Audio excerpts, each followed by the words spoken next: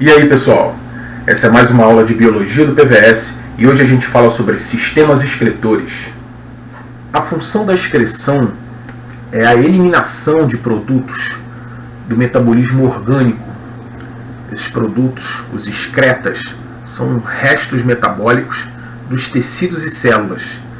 E os sistemas excretores têm por função eliminar essas substâncias tóxicas do organismo. É importante não confundirmos excretas com dejetos. Os dejetos são restos da digestão que não foram absorvidos. E os excretas são produtos do metabolismo de substâncias que foram absorvidas pelo corpo. Como nós vimos anteriormente, esses sistemas estão integrados.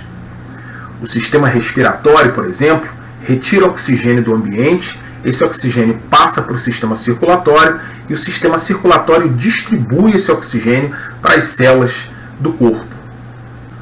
O mesmo ocorre com os nutrientes absorvidos pelo sistema digestório. Esses nutrientes passam para a corrente sanguínea e a corrente sanguínea leva esses nutrientes até as células. A gente viu que as nossas células, quando fazem respiração aeróbia, utilizam o oxigênio para oxidar compostos orgânicos e gerar energia, gerar ATP nesse processo.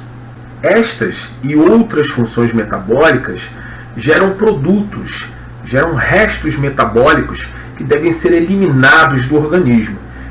Esses restos metabólicos, esses produtos do metabolismo produzido nas células, passam para a corrente sanguínea e a circulação então conduz esses produtos, os excretas, para os sistemas excretores, para que esses excretas sejam eliminados no processo de excreção.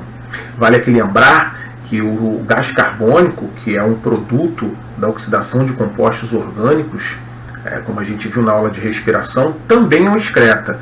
E o sistema respiratório também faz essa função de eliminação de excretas no organismo, então. Mas na aula de hoje, nós vamos focar na excreção de produtos do metabolismo chamados de compostos nitrogenados. Esses compostos são gerados no metabolismo de proteínas. Vocês vão ver nas próximas aulas que as proteínas são substâncias formadas por unidades chamadas aminoácidos, como esses aqui. Os aminoácidos eles possuem como característica um grupamento chamado de grupamento ácido e um outro grupamento chamado de grupamento amina, daí o nome aminoácido.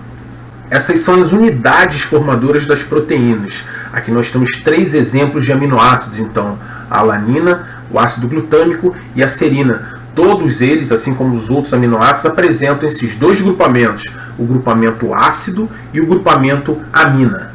É o metabolismo desse grupamento amina, que possui nitrogênio, que vai gerar, então, os compostos nitrogenados. No caso aqui, os excretas nitrogenados, que devem ser eliminados do organismo. Em organismos aquáticos, o composto nitrogenado excretado é a amônia. A amônia é bastante tóxica, é muito solúvel na água e precisa de muita água para ser excretada. Isso para um organismo aquático, a quantidade de água para excretar a amônia não é um problema. Em organismos que tiveram que se adaptar ao modo de vida terrestre, já que a vida começou na água, a excreção da amônia seria inviável, né, pela quantidade de água necessária. A água é substância fundamental para a sobrevivência, já que as reações químicas do metabolismo ocorrem em meio aquático.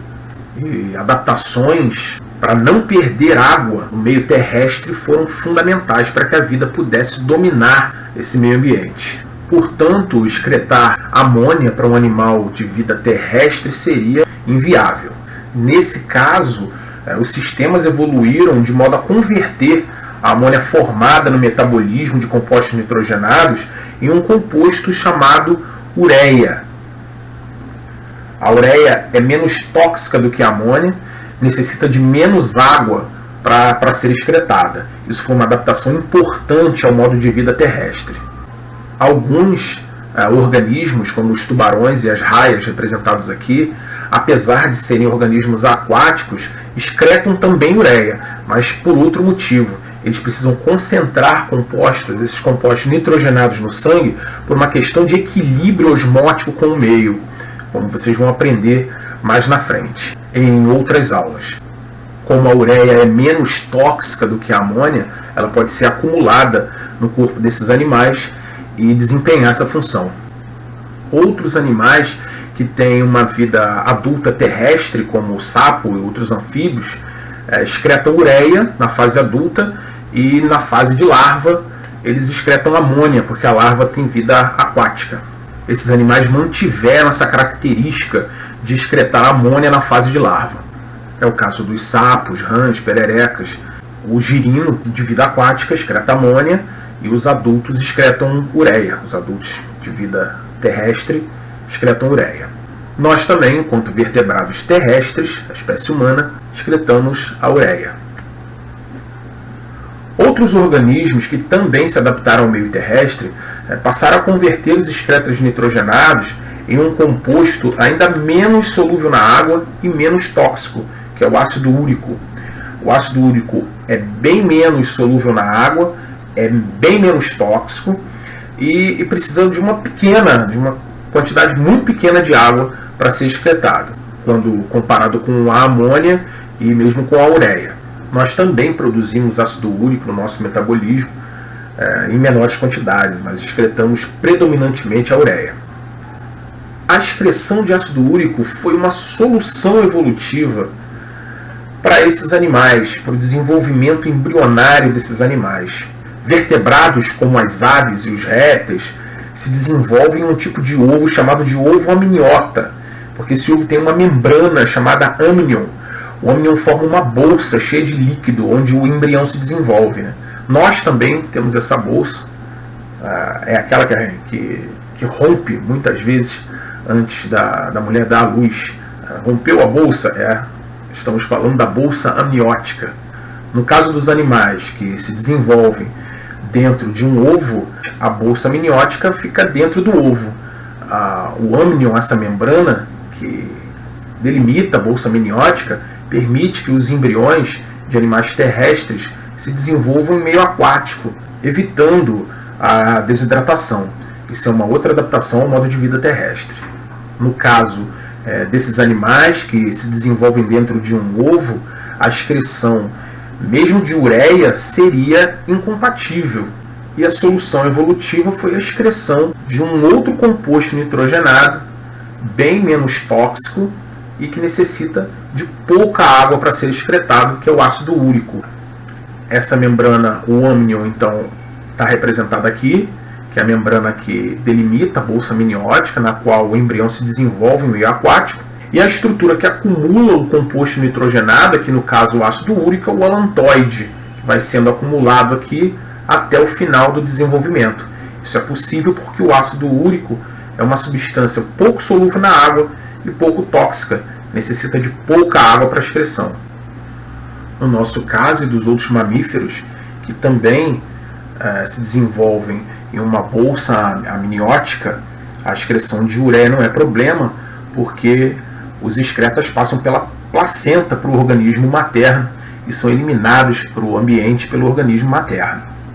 O ovo amniota surgiu então no início da irradiação das linhagens que dominavam o ambiente terrestre. Está aí então uma resposta para aquele suposto paradoxo, né? Quem veio primeiro, o ovo ou a galinha? Logicamente foi o ovo, pois o ovo amniota é uma novidade evolutiva que apareceu antes do surgimento dos dinossauros.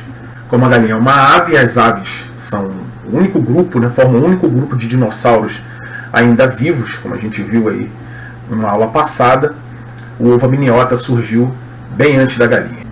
Para finalizar, então, a gente vai dar uma olhada mais detalhada na estrutura do sistema urinário, que é o sistema responsável pela excreção de compostos nitrogenados. E como Darwin não pôde estar presente, a gente convoca hoje aqui o nosso voluntário Richard Dawkins para auxiliar no nosso estudo aqui da estrutura do sistema urinário. Sobre cada rim existe uma glândula chamada de glândula adrenal. As glândulas adrenais ficam sobre os rins e são responsáveis pela produção de hormônios que controlam o metabolismo, uma série de hormônios importantes para o organismo. Mas vamos lá. O sangue que chega no rim vem da artéria aorta. Ela se ramifica na artéria renal e é a artéria renal que vai levar o sangue para dentro dos rins.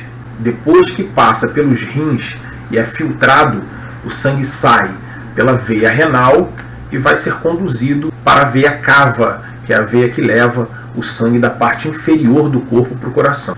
Na verdade, aqui é a veia cava inferior, né, que leva o sangue da parte inferior do corpo para o coração. Da parte superior é conduzida para o coração pela veia cava superior.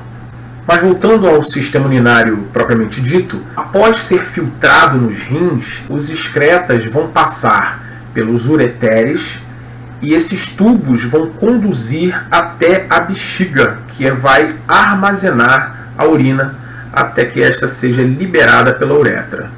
E se nós observarmos a estrutura interna do rim, nós vamos ver que ele é formado por milhões de unidades chamadas de néfron. O néfron é a unidade de filtração no rim, como você vai ver quando estudar o capítulo 17 da apostila, que fala sobre excreção.